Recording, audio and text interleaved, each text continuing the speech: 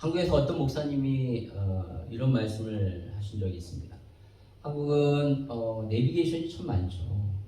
우리는 보통 다 이제 구글 맵으로 내비게이션을 사용하는데 한국에는 그 내비게이션이 엄청나게 많습니다. 그래서 굉장히 좋아요. 그래서 많은 사람들이 차에 따로 이렇게 내비게이션을 장착하고 혹은 핸드폰에 있는 여러 가지 다양한 내비게이션 어플을 깔아서 그것으로 운전을 합니다. 그런데 이 목사님은 자신의 차에 내비게이션이 없다는 거예요. 그리고 자기는 핸드폰 내비게이션도 절대 보지 않는다라고 말씀하셨습니다. 이유인즉슨 집에서도 부인한테 잔소리를 듣는데 그것 때문에 괴로운데 차에서까지 그렇게 잔소리를 들으니까 그것이 싫다라는 거예요. 그러니까 뭐냐면은 그 내비게이션에 나오는 그 여자의 목소리 이리로 가라 저리로 가라 돌아가라 라고 하는 그 말이 듣기 싫어서 그거를 사용 안 한다라고 이렇게 얘기를 하시더라고요. 본인이 타고 다니는 차는 엄청 좋은 거예요. 그러니까 에쿠스, 한국에서 진짜 제일 좋은 차라고 할 수 있는 그 에쿠스를 타고 다니는데 내비게이션이 없어요. 그래서 어디 뭐 지방 집회를 가실 때마다 헤매는 거예요. 그래서 결국 헤매다가 그 교회에 전화 걸어가지고 그냥 나 픽업하러 와라 뭐 그런 일들이 비일비재했다라는 것입니다. 그런데도 불구하고 끝까지 내비게이션을 쓰지 않으셨다라는 겁니다. 그래서 저는 내비게이션이 없으면 안 되거든요. 전 내비게이션이 없으면 멀리 가지 못합니다. 워낙 뭐 이게 눈길이 어둡고 또 몇 번 갔던 곳도 잘 기억나지 않아요. 그래서 저에게는 내비게이션이 아주 필수적입니다. 내비게이션 너무 중요해요. 저는 그 내비게이션의 여자 목소리가 전혀 잔소리로 여겨지지 않습니다. 오히려 이리로 가라 저리로 가라 돌아가라 하는 것이 너무너무 저에게 큰 도움이 되는 자상한 그러한 소리로 들려요. 그래서 매번 차를 탈 때마다 이 내비게이션이 있는 것이 얼마나 좋은가, 너무너무 감사하다라는 그런 마음을 갖게 됩니다. 예전에 내비게이션이 없었을 때 어떻게 다녔는지 모르겠어요. 다 지도를 찾아가서 다녔는데 얼마나 힘들었겠습니까? 저에게 있어서는 정말로 내비게이션은 너무나 고맙습니다. 그런데 그러면서 때로는 우리의 인생 가운데서도 이러한 내비게이션이 있으면 얼마나 좋을까라는 생각을 해봅니다. 그 내비게이션의 안내 목소리처럼 인생의 아주 중요한 갈림길, 선택의 상황에 있을 때 이렇게 하십시오, 저렇게 하십시오 라고 안내한다면 그 안내를 따라 선택하는데 전혀 뭐 갈등이나 방황을 하지 않고 얼마나 편할까라는 생각을 하게 됩니다. 그런데 너무나도 감사한 것은 예수를 믿는 우리에게는 인생의 내비게이션이 있다는 것입니다. 예수 믿기 전에는 없었는데 예수님을 나의 주인으로 모시는 그 순간부터 우리에게는 삶의 내비게이션이 생겼어요. 그건 아주 정확합니다. 내비게이션 가끔 가다가 이제 문제가 일으킬 때가 있잖아요. 분명히 그러니까 현재의 위치를 GPS로 잘 잡아야 되는데 그렇게 잘 잡지를 못하는 경우가 있어요. 나는 분명히 이 모토웨이를 타가지고 올라갔는데 그 내비게이션은 내 위치를 자꾸 그 로컬 국도로 이렇게 잡는 거예요. 그래서 쭉 가다가 자꾸 오른쪽으로 빠지래요. 아니 모토에서 오른쪽으로 어떻게 빠져요? 다 왼쪽으로 빠지죠. 그러니까 자꾸 그렇게 나오는 거예요. 왼쪽으로 빠졌다가 이렇게 가야 되잖아요. 근데 자꾸 그렇게 나오는 것을 보게 됩니다. 그건 잘못된 거죠. 잘못된 안내를 하는 거예요. 그러나 구원받은 성도에게는 너무나도 정확한 인생의 내비게이션 목소리가 있는데 그분이 바로 성령님이시다. 성령님. 바로 오늘 본문이 그것을 우리에게 잘 보여주고 있어요. 바울은 사도행전 15장 35절까지 바나바와 함께 1차 전도 여행을 끝마쳤습니다. 아주 너무나도 대성황리에 너무나도 놀라운 성령의 역사 가운데 잘 마쳤어요. 그는 수리아 안디옥, 그 우리가 사도행전 13장에 나오는 그 안디옥 교회 있죠? 그 안디옥 교회는 수리아에 있는 안디옥 교회인데 그 안디옥 교회를 기점으로 해서 그 근방에 있는 도시들을 이렇게 다 전도를 하고 다녔다라는 거예요.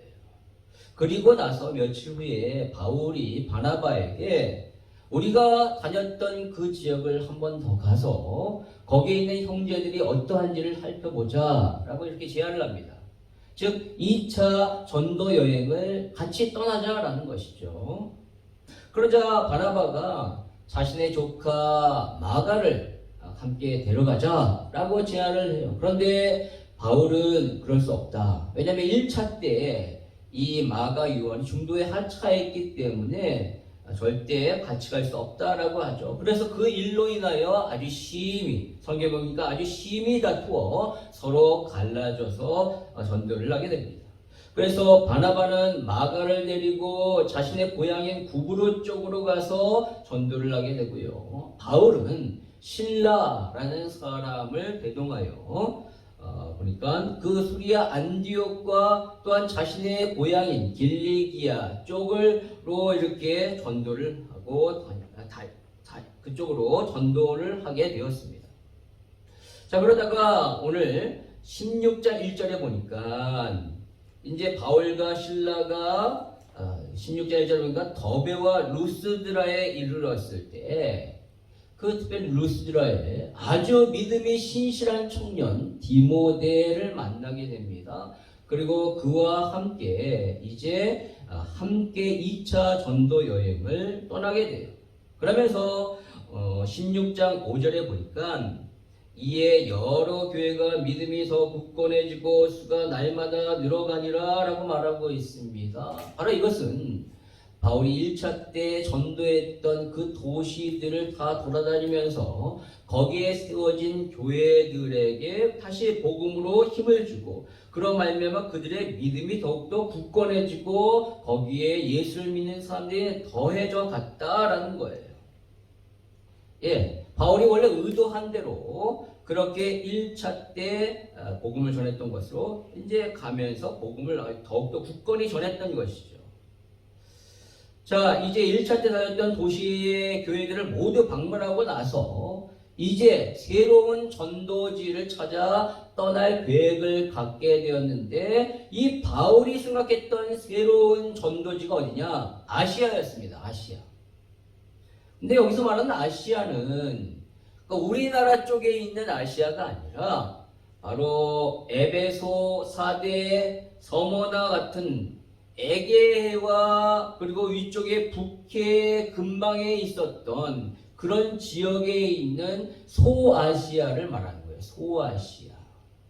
이쪽에 소아시아, 서남아시아, 동남아시아, 그 다음에 극동아시아 뭐 이런 식으로 되거든요. 바로 지금이 어디냐면은 터키, 유럽과 아시아의 중간에 있는 터키, 지진으로 인하여 투르키에 말하죠. 그 투르키의 서쪽 부분에 있는 지역이 소아시아인데 그 소아시아는 바로 계시록에 나오는 7교회가 있었던 교회입니다. 그 소아시아를 가서 전도하기를 원했던 거예요. 소아시아를 가기를 원했어요. 왜냐하면 거기에는 유대인들, 디아스포라 유대인들이 그곳에 많이 갔거든요. 예. 유대인들이 이스라엘 땅에 살다가 바벨론 포로 때문에 흩어지게 되고 그러면서 시간이 지나면서 많은 유대인들이 다른 나라로 흩어지게 되면서 그리고 이제 로마 식민지이기 때문에 그런 것들을 피해서 많이 흩어졌어요. 그래서 우리는 그 흩어진 유대인들을 디아스포라 유대인이라고 말하죠. 그 디아스포라 유대인들이 많이 이 소아시아 지역, 지금의 터키 지역에서 많이 살고 있었거든요. 그래서 그 유대인들이 살고 있으면 당연히 거기에는 회당이 세워지게 됩니다. 근데 바울의 선교 전략은 항상 뭐였냐? 어느 곳이든 가는 곳곳에 회당에 들어가 복음을 먼저 전했어요. 즉 유대인들을 1차적으로 대상으로 여겨서 복음을 전했던 것이 그 바울의 선교 전략이었거든요. 따라서 거기에 너무나도 부합했던 곳이 바로 소아시아였습니다. 그래서 거기 가기를 원했어요. 간절히 원했던 거예요. 여러분 거기 가면 전도를 아주 쉽고 활발하고 아주 활동적으로 역동적으로 할 수 있는 그런 복음에 아주 유리한 지역입니다. 그렇다면 복음에 유익한 것 아니겠어요?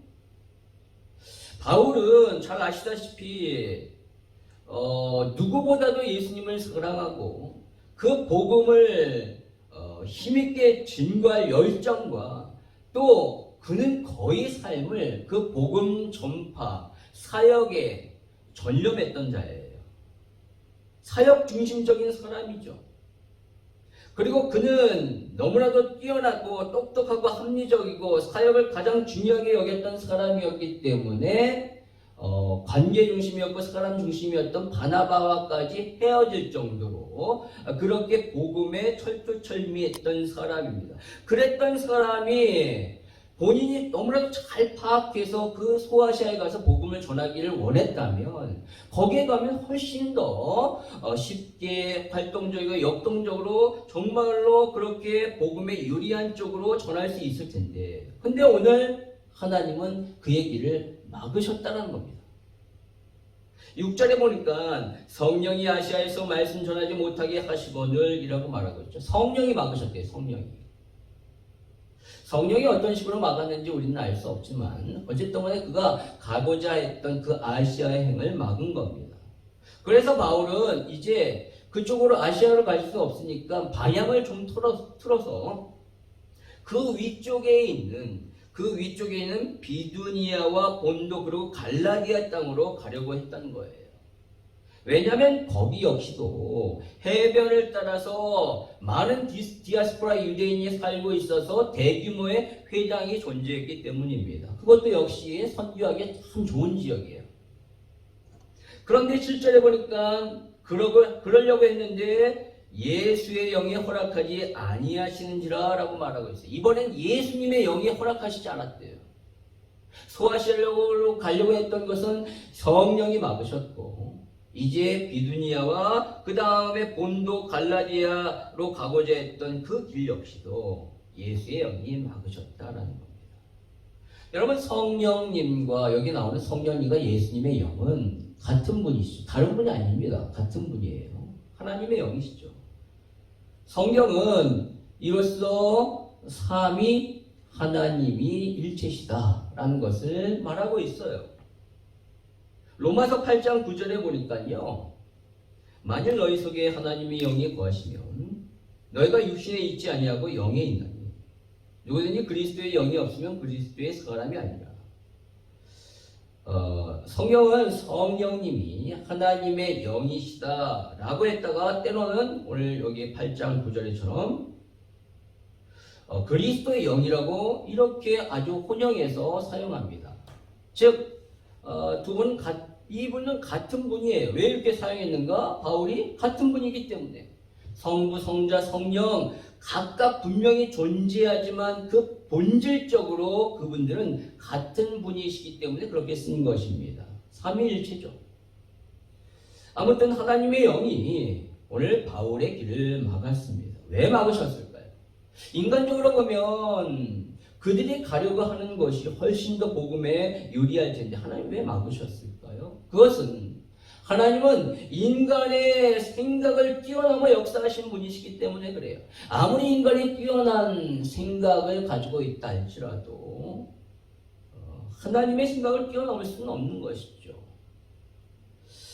우리는 한치 앞을 내다보지 못하는 그런 사람이에요. 그러니까 너무너무 뛰어나요. 그러나 그 뛰어남은 한치 앞을 내다보지 못하는 선 아래서의 뛰어남이라는 거죠. 한계가 있는 거죠. 지금 주어진 상황과 환경 가운데에서 생각하고 판단할 뿐이에요. 그러나 역사를 주관하신 하나님은 시간을 초월하시는 분으로서 우리의 처음과 끝을 다 보신다는 것이죠. 따라서 그분은 지금 당장이 아니라 우리의 미래를 보시는 분이시기 때문에 결과적으로 그분의 판단은 우리의 생각과 비교할 수 없을 정도로 올바른 거죠. 옳습니다. 따라서 하나님은 당신의 완벽한 계획 가운데 바울의 길을 막으신 거예요. 그렇다면 그 길을 막고 그냥 끝났을까요? 가지마 라고만 하셨나요? 아니라는 거죠. 오늘 여기 보니까 가르쳐 주셨습니다. 그들로 하여금 어디로 갈지를 가르쳐 주셨어요. 오늘 그들이 드로아에서 어디로 갈지 몰라 이렇게 방황하고 있을 때 9절에 보니까 밤중에 환상 중에 마게도니아 사람 한 사람이 그 바울을 향하여 자신들에게 건너오라 우리를 구하라 라고 선짓한 거예요. 바울은 오늘 그 환상을 보고 나서 마게도니아로 떠나기를 결정합니다. 그 이유에 대해 10절은 이렇게 말하죠. 같이 한번 읽어볼까요? 시작. 이는 하나님이 저 사람에게 복음을 전하라고 우리를 부르신 줄로 인정함이로라. 아멘. 여러분 여기서 인정하다. 하나님이 우리로 하여금 저기로 가라고 하신 것을 인정했다. 그래서 인정하다라는 단어는 헬라어로 쉼미 바존테스라고 하는데 이것은 그들이 종합하여 결론을 내리다, 결론을 짓다라는 거예요. 즉 이것은 환상이란 아주 특별한 경험 때문에 마게도니아로 갈 것을 결정한 것이 아니라 그동안에 자신의 그 모든 겪었던 모든 일들과 그리고 지금의 여러 가지 상황을 종합해 본 결과 이러한 결정을 신중하게 내렸다라는 것입니다. 즉 환상이나 체험이 그들의 판단의 결정적인 근거가 되지 않은 거예요. 아주 심사숙고하게 그 모든 자신의 경험과 환경과 여러 가지 많은 것들을 고려해서 아주 신중하게 결론을 내렸다. 그래서 가야 되는 것이 맞구나 라고 그렇게 결론을 내렸다는 거예요. 여러분 이것이 중요합니다. 여러분 우리가 어떤 것을 선택할 때 절대로 꿈에서 이런 것이 나타났다라고 해서 그걸 선택하면 안 돼요. 내가 기도하다가 이런 환상을 보고 이런 신비한 체험을 했기 때문에 선택하면 안 된다는 거예요. 그것이 계기는 될 수 있어요. 하나님이 뭔가 이쪽으로 선택하라는 어떠한 하나님이 이제는 결정을 해야 되구나 라는 어떠한 계기는 될 수 있으나 그것 때문에 아무런 신중한 어떤 생각과 논의와 판단 없이 그렇게 봤기 때문에 꿈에서 보고 뭔가 듣고 뭔가 체험했기 때문에 그렇게 결정해서는 안 됐다는 거예요. 바울도 그렇게 결정하지 않은 거예요. 그동안의 일들과 현재 상황을 고려해서 결정해야 합니다. 그리고 그 환상과 체험이 과연 복음에 합당한 것인가, 복음을 위한 것인가를 아주 신중하게 검토해 봐야 되는 거예요. 아무튼 오늘 바울 일행은 이 환상을 놓고 아주 신중히 논의를 한 결과 그렇게 마게도니아로 가야 되겠다라는 그런 결정을 내리게 된 것입니다. 오늘 우리는 바울의 결정을 보면서 그의 인생의 내비게이션인 그 성령님의 안내를 그가 아주 잘 받았다는 것을 알 수 있습니다. 결과적으로 그가 마게도니아 행을 선택함으로 말미암아 전 유럽에 복음이 힘있게 증거되는 그런 역사가 일어나게 됩니다. 그럼 저와 여러분도 성령의 인도를 받아야 할 줄 믿습니다. 때로는 우리의 삶에 이것이 내가 계획했던 것이 전혀 나쁜 것도 아니고 또 하나님의 일에 분명히 유익할 것이라고 생각하고 복음이 훨씬 더 좋은 것인데 도 불구하고 막히는 경우가 있어요. 아무리 노력하고 아무리 뭔가 해보려고 해도 자꾸 막히는 거예요. 그것은 하나님이 막는 그런 사인일 수 있습니다. 내 생각에는 분명히 맞는데 하나님은 아니라는 거예요. 왜요? 그분은 우리의 미래를 보시기 때문에 현재만이 아니라 우리의 시각과는 차이가 있는 거예요. 우리는 현재만을 보지만 하나님은 우리의 미래까지 보시는 분이시기 때문에 그분이 자꾸 막는다면 가지 말아야죠. 하지 말아야 합니다. 그리고 하나님의 안내를 받아야 됩니다. 하나님이 분명히 말씀하시고 하나님이 하라는 것을 하고 가라는 것을 가야 되죠.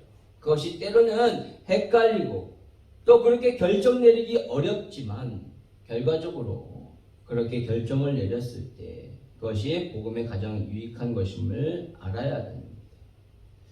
그런데 이렇게 하나님의 뜻을 따르기 위해서는 우리가 어떻게 해야 될까? 바로 민감해야 됩니다. 영적으로 민감해야 돼요. 하나님의 음성을 들을 줄 알아야 되고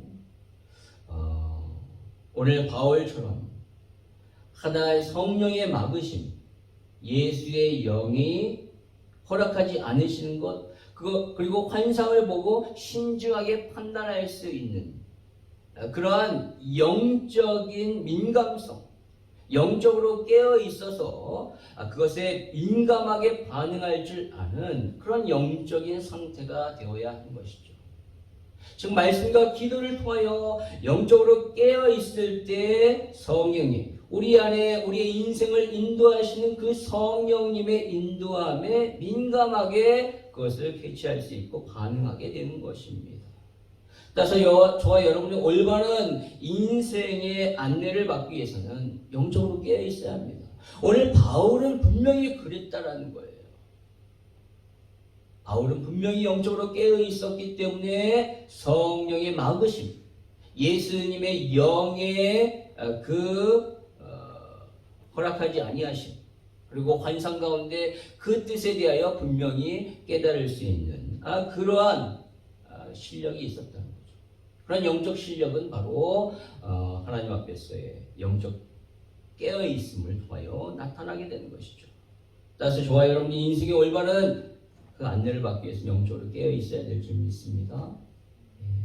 우리 하나님 앞에 늘 깨어서 하나님의 그 올바른 성령의 인도함을 받기를 원합니다. 자, 오늘 우리는 이 성령이 어떠한 분이신지를 오늘 본문을 통하여 우리가 아주 잘 알 수 있습니다. 우리가 왜 성령의 인도를 받아야 하는가?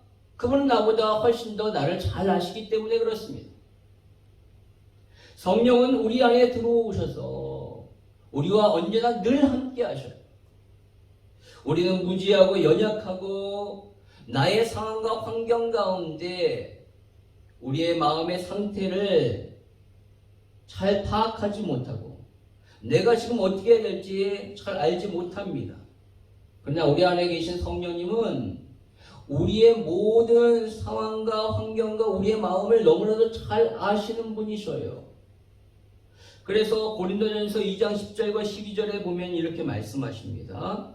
우리 같이 한번 읽도록 하겠습니다. 시작. 오직 하나님의 성령으로 이것을 우리에게 보이셨으니 분별하십니다. 사람의 일을 사람의 속에는 영 외에 누가 알고 이와 같이 하나님의 일도 하나님의 영 외에는 아무도 알지 못하느니라. 우리가 세상의 영을 받지 아니하고 오직 하나님으로부터 온 영을 받았으니 이는 우리로 하여금 하나님께서 우리에게 은혜로 주신 것들을 알게 하려 하심이라. 아멘. 그러니까 사람의 일은 사람의 속에 있는 영 외에 누가 알고 누가 가장 안다는 거죠. 내 안에 있는 내 영이 안 돼요. 그런데 구원받은 우리는 세상의 영을 받지 아니하고 하나님께로부터 온 영, 성령을 받았다는 거예요. 그렇기 때문에 나를 누가 잘 알아요? 성령님이 잘 아는 거예요. 성령님이 누구보다, 아니 나보다 더 잘 아시는 분이 바로 성령님이시라는 것이죠. 그래서 그분이 말씀하신다면 그 길이 우리가 가야 될 가장 합당한 올바른 길이 되는 것이죠. 그렇다면 그것을 어떻게 할 수 있는가? 우리가 진짜 깨어 있을 때, 영적으로 민감할 때 성령의 인도를 받을 수 있는 것입니다. 그분은 절대 우리를 떠나시지 아니하셔요. 아무리 부모라 할지라도 24시간 아이 곁에 있을 수 없죠. 그리고 아무리 애정이 풍부한 정말로 넘치는 그런 부부라 할지라도 그렇게 있을 수 없습니다. 아니 그렇게 있으면 오히려 나중에는 실망하고 상처받을 수 있어요. 그러나 성령님은 우리의 연약함, 부족함, 완악함까지 다 아셔요. 나의 얼마나 그 치부를 아시는데요. 그럼에도 불구하고 끝까지 내 안에 계셔서 내가 그럴 때마다 오히려 그 성령님은 안타까워하며 우리를 위하여 눈물을 흘리며 기도하고 계시고 우리를 도와주고 계신 분이에요. 따라서 이 얼마나 감사합니까? 이 세상에서 진정한 보혜사, 즉 우리 곁에 옆에서 우리를 도와주시는 그분은 오직 성령님이십니다. 남편이 아니에요. 아내가 아니에요. 부모가 아니에요. 오직 우리의 완전하신 보혜사는 성령님이실 줄 믿습니다. 네. 그런데 그분이 우리를 진리 가운데로 인도하신대요. 요한복음 16장 13절에 보니까 그러나 진리의 성령이 오시면 그가 너희를 모든 진리 가운데로 인도하시리니 그가 스스로 말하지 않고 오직 들은 것을 말하며 장래일을 너에게 알리시리라. 진리의 영이십니다. 그럼 진리라는 것은 바른 길을 의미하죠. 즉 우리가 가야 할 그 바른 길을 알려주시는 분이 성령님이셔요. 오늘 바울에게 그렇게 하셨던 것처럼 자 마게도냐로 가라 라고 환상을 통하여 알려주셨던 것처럼 성령님이 우리에게도 그렇게 하신다는 것이죠. 이런 모든 것이 막혔습니까? 그때 잠잠히 성령님을 의지하셔야 돼요. 그러면 그분이 분명히 여러분에게 알려주실 거예요. 왜요? 성령님은 여러분을 너무너무 잘 아시기 때문에. 내 소리가 크기 때문에 성령님의 소리를 못 듣는 것이지 그 중요한 상황에서 성령님은 우리에게 말씀하고 계십니다. 그러니까 내 소리를 줄이고 성령님의 소리에 귀를 기울여야 돼요. 그러면 그 길이 알려지게 되죠. 그 길을 가십시오. 그 길만이 올바른 길이요 진리의 길입니다. 또 성령님은 우리에게 진리를 가르쳐 주신대요. 요한복음 14장 26절에 보혜사 곧 아버지께서 내 이름으로 보내실 성령 그가 너에게 모든 것을 가르치고 내가 너에게 말한 모든 것을 생각나게 하리라. 여러분 오늘 바울이 마게도냐 환상을 보고 그곳에 복음을 전하라는 것이 하나님의 뜻이라는 것을 인정했다라고 말했는데 그 인정은 뭐라고 했죠? 아주 모든 것을 종합하여 심사숙고해서 내린 결정이라고 했습니다. 저는 그때 분명히 바울이 그렇게 심사숙고하면서 결정 내렸을 때 성령의 지혜가 임했을 것이다라고 믿습니다. 왜냐하면 바울이 자신의 지혜, 자신의 생각으로는 분명히 소아시아로 가야 됩니다. 모든 것이 다 합당하거든요. 모든 것이 그것이 합리적이고 그것이 더 맞거든요. 그렇기 때문에 그는 소아시아를 고집하거나 아니면 그 북쪽으로 고집했을 거예요. 그러나 그가 그렇게 하지 않았던 것은 그때 분명히 하나님이 지혜를 주셨고 그래서 그 지혜 가운데 하나님의 뜻과 계획을 알아 그것을 받아들일 수 있었다는 것이죠.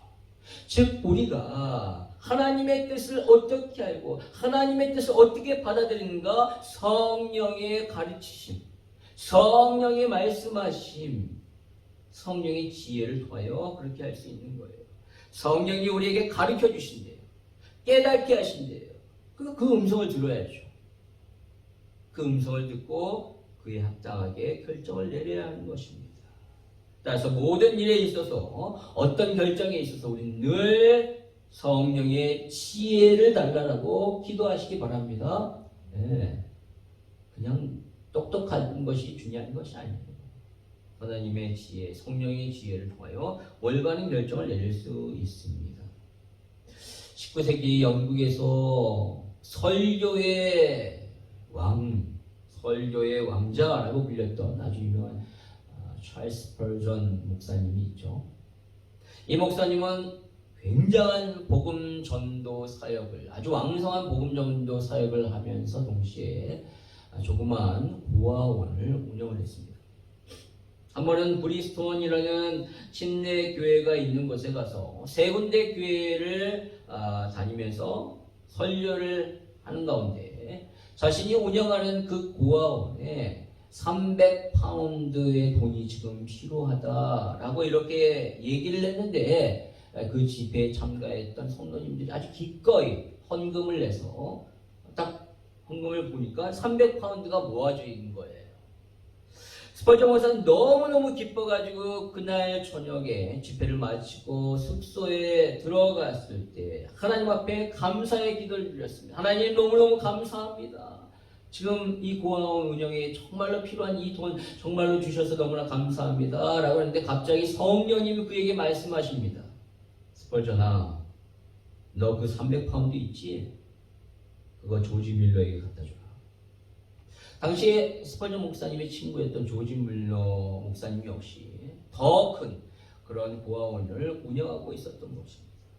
그러자 그 스펄전 목사님이 말하기를 이 돈은 우리 고아원에 꼭 필요한 돈인데 왜 거기다 갖다 주어야 합니까? 라고 물어봤는데 성령님은 계속해서 스펄전 그 돈 그냥 갖다 줘. 조지 밀러 목사에게 갖다 줘. 라는 말만 계속 하셨다는 겁니다. 어쩔 수 없이 목사님이 다음날 정말로 하기 싫었지만 성령의 그 말씀에 따라서 그 300파운드를 가지고 조지 밀러 목사에게 찾아간 거예요. 그랬더니만 그 조지 밀러 목사님이 그 돈을 받고 너무너무 기뻐하며 할렐루야 외치는 겁니다. 왜냐하면 아이들이 이제 곧 빵을 못 먹어서 물로만 배를 채울 수밖에 없는 그런 상황이었기 때문에 그것을 엮고 이 조지 밀러 목사님이 기도하고 있었던 그런 차였다라는 거죠. 응답받은 거죠. 스펄전 목사님이 그런 사정을 듣고 마음의 한쪽에 이렇게 짠한 마음이 들었지만 한편은 자신의 고아원이 걱정되기 시작합니다. 그러면서 하나님은 왜 조지 밀러 목사의 기도는 들어주면서 왜 내 기도는 안 들어주는가? 라고 불평이 이렇게 불만이 확 일어나기 시작한 거예요. 그래서 그런 마음으로 사무실에 돌아와서 책상에 앉았는데 책상 위에 한 봉투가 놓였던 것입니다. 그 봉투를 근데 열어봤더니만 거기에는 정확하게 300기니의 수표가 써있던 거예요. 300기니는 300파운드에다가 300실링을 더한 돈이에요. 그때 스펄전 목사님이 고백하기를 하나님은 원금만이 아니라 이자까지 이렇게 더해 주시는구나 라는 것을 깨닫게 되었다는 것입니다. 그러면 이것이 성령의 인도하심이에요. 내 생각으로는 그 돈 없으면 큰일 날 것 같아요. 그런데 하나님은 그렇지 않다라는 겁니다. 너 그거 없어도 큰일 나지 않아. 네가 나의 말을 따르면 내가 그것보다 더 크게 채워줄게 라시고 말씀하시는 거예요. 오늘 바울의 결정이 그러했습니다. 아시아로 가지 않으면 복음이 막힐 것 같아요. 이 비두니아 북쪽으로 가지 않으면 복음이 확장되지 않을 것 같아요. 그런데 성령이 그곳에 가지 말고 마게도니아로 가라고 했을 때 그 음성 가운데 따라 그 성령의 인도를 받으니까 어떻게 됐는가? 마게도니아의 첫성 빌립보에 도착했을 때 너무나도 기가 막히게 한 여인을 만나게 되는데 그 여인이 루디아라는 여인입니다. 그 여인의 마음이 활짝 열려서 바울을 자신의 집에 초대하여 복음을 듣는 가운데 자신의 집이 교회가 되어버렸어요. 그 교회가 빌립보 교회, 즉 유럽 최초의 교회가 됩니다. 그 교회를 기점으로 전 유럽에 복음이 힘있게 증거되게 되는 역사가 일어나게 되죠. 여러분, 우리가 왜 성령의 인도를 받아야 하는가? 그것은 내가 내린 결정보다 성령의 인도하심이 더 놀라운 결과를 가져오기 때문에 내 생각은 아닌 것 같은데 나의 미래를 아시는 그분이 그렇게 말씀하셔 그것을 따랐을 때 내 생각을 초월하여 어마어마한 결과를 낳게 하시는 것입니다.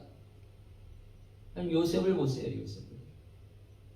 그가 애굽에서 노예 생활하는 가운데 감옥 생활하는 가운데 늘 하나님과 함께하고 성령의 인도를 받는 거잖아요. 그것이 하나님과 함께한다는 것이. 성령의 인도를 받았으니까 형통했다라는 겁니다. 근데 여러분, 인간적으로 보면 형통한 겁니까? 아니죠. 더 비참하게 되잖아요. 하나님이 함께 했다면 더 잘 돼야 되는데 노예에서 죄수가 되는데 어떻게 형통이에요? 계속 이상한, 더 안 되는 거죠. 무려 13년 동안 애굽에서 그런 삶을, 비참한 삶을 살잖아요. 그런데 결국은 어떻습니까? 그 내려감이 나중에는 수직 상승하게 됩니다. 어떻게 해요? 하나님의 놀라운 역사에 만남을 축복을 통하여 죄수였던 그가 바로의 꿈을 해석함으로 바로를 만나요. 죄수였는데 그가 어떻게 바로를 만날 수 있을까요? 바로를 만나서 그의 꿈을 해석함으로 말미암아 하루아침에 진짜 죄수에서 애굽의 총리가 되는 놀라운 역사가 완전 수직 상승을 하잖아요. 어떻게 이런 일이 벌어질 수 있을까요? 정상적인 코스였다면 아무 그런 시련이 없고 그냥 평범하게 하나님 인도도 안 받고 성령의 인도 안 받고 그냥 노예로서 그냥 성실하게 살았다면 절대로 그는 이렇게 될 수 없는 거예요. 바로를 어떻게 만나요? 노예가. 어떻게 애굽의 총리가 될 수 있겠습니까? 절대 그럴 수 없습니다. 그러나 그가 성령의 인도함을 받는 가운데 점점점 현실적으로 내려가고 점점점 바닥으로 떨어지는 것 같은데 그것이 결국은 바로를 만나게 되는 것이고 결국은 그것은 애굽의 총리가 되는 길이었다라는 겁니다. 성령의 인도함이죠. 이처럼 성령의 인도함은 우리의 생각을 뛰어넘는 아주 놀라운 그런 일들로 벌어지게 되는 것입니다. 따라서 저와 여러분이 우리의 생각이 아니라 성령의 인도하심을 받기를 원합니다. 우리의 과거와 현재와 미래를 다 아시는 그분의 인도야말로 우리의 삶을 완전하게 인도하시는 삶의 온전한 내비게이션이라는 거죠. 이번 한 주간도 성령의 인도함을 받기를 원합니다. 민감하십시오. 말씀과 기도를 통해 민감해서 성령이 이렇게 인도하시는구나. 내 소리를 높이지 마시고 성령의 소리를 듣고 그 성령의 안내를 따라 결정하시는 겁니다. 우리 인간의 한계를 뛰어넘어 하나님의 역사를 경험하시는 저와 여러분의 삶이 되기를 주님의 이름으로 축원합니다.